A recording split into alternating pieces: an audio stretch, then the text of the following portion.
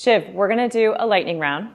So I want you to tell me what is a walled garden and what are some examples?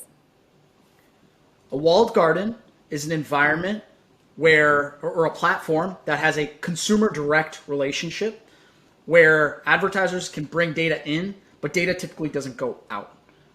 And the most prominent examples of walled gardens are Facebook, Google, and Amazon. Perfect. What is a privacy sandbox?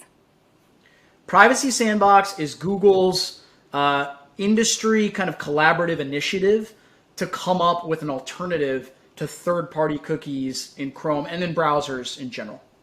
Okay. When we say identity, what do we mean as a marketing and advertising industry? Identity is the notion of understanding information about a specific consumer, regardless of the environment that they're in, theoretically in a privacy compliant manner in order to tailor marketing advertising towards them. Okay, perfect. What is a cookie? A cookie is a small temporary file that lives within your browser that gives your browser some notion of memory about you and what you've done in the past.